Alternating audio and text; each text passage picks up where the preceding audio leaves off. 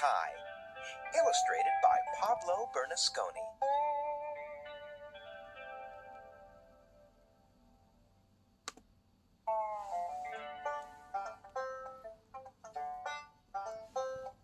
Jose and his family grew pumpkins. That growing began with shiny seeds, which were followed by long vines. And those vines grew every which way. The pumpkins grew every which way too, from small to fat and tall. The Jack-Be Littles could be dropped into pockets. The Happy Jacks were bigger. A strong enough boy could carry just one. The Big Moons were bigger still, too large for 5 boys to roll.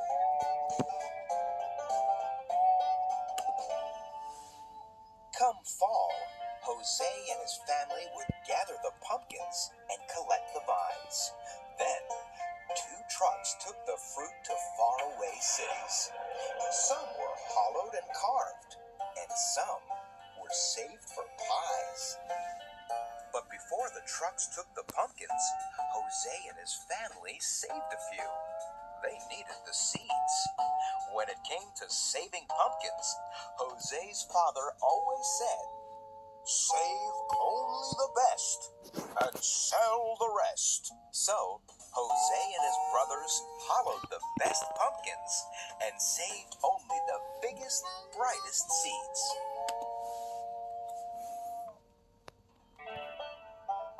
They took the duller, smaller seeds to the edge of the field overlooking the town and tossed them. But one gusty, dusty October day, when Jose and his brothers took the lesser seeds to the edge of the field and flung them, the wind caught those seeds and carried them, and didn't let them loose until they fell like rain down on the distant town. The seeds slipped into straw roofs and settled into flower pots and sprinkled gardens. And that seemed to be the end of it.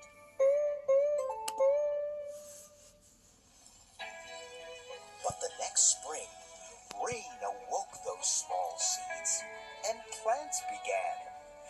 More rain fell, and vines grew every which way. They wrapped around chimneys and wound through corn. At first, the townspeople liked the vines, for they were lovely and delicate. But then, the vines began to climb, up and down and around, growing leafy and thick. They snaked, green and silent, through one window and then out another.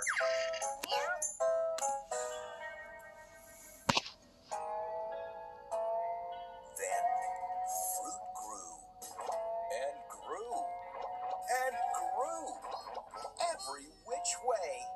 Soon, the townspeople were stepping over pumpkins, and around pumpkins, and under pumpkins. It was hard to walk even a block. Rooftops sagged under the weight of big moons.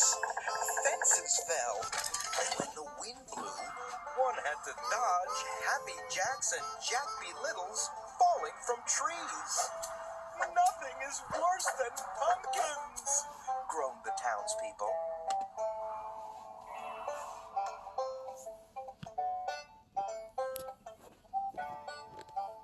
Meanwhile, up on their mountainside, Jose and his family cut and stacked their pumpkins, saving only the best. And when they were done, they stepped back and said, "Nothing is better than pumpkins." But when Jose and his family looked down at the town, it looked odd. It seemed so green and orange.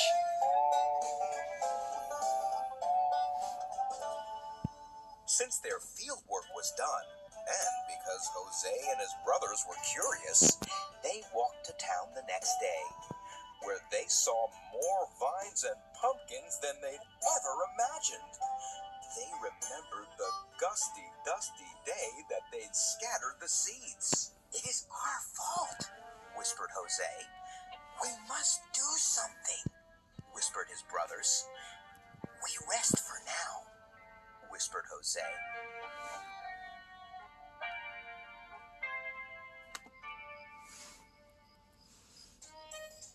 But that night, Jose and his brothers cut and stacked the pumpkins and vines. They worked as quietly as they could, but some townspeople still sneaked peeks. They marveled at how well the brothers worked. The brothers climbed up poles and twined through trees and snaked silent through one window and out another, gathering and stacking pumpkins and vines.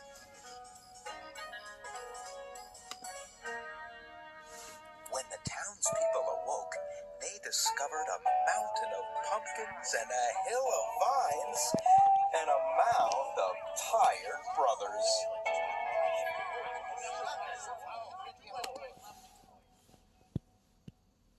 While the brothers slept, the townspeople filled a wagon with hay and set 5 great watermelons between Jose and his brothers in thanks for their aid. That wagon took the brothers back to their home, where they were laid in the glossy grass, still sleeping. When their father found them there, he asked them what they had done to deserve the great watermelons. "We just helped the townspeople with their harvest," the brothers said, which was true, and nothing more was said.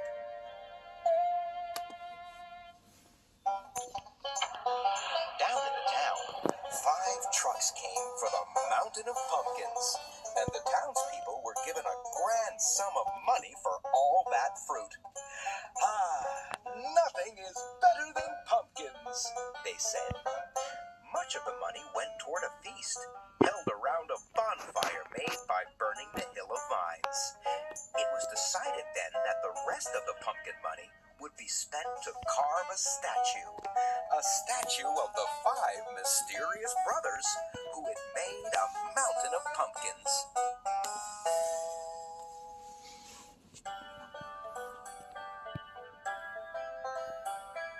It took all of the next week for the townspeople to repair their roofs and their fences, and it took all of that week for Jose and his brothers and his father to eat their great gifts. The melons were so sweet that Jose and his family said, "Nothing is better than watermelons."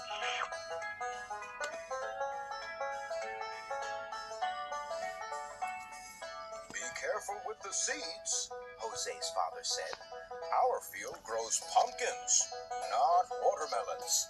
So Jose's family filled a great bowl with seeds, and those seeds were forgotten until a day later, when the wind roused Jose's father at night.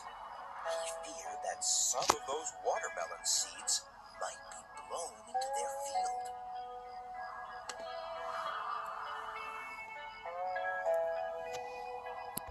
By moonlight, he carried the bowl to the edge of his field, and he tossed the seeds.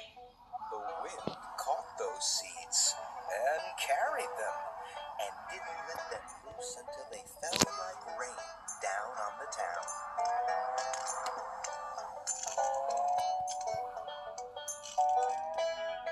The watermelon seeds slipped into straw roofs, and settled into flower pots and sprinkled gardens, and slid into the soil around the statue of Jose and his brothers. And that seemed to be the end of it.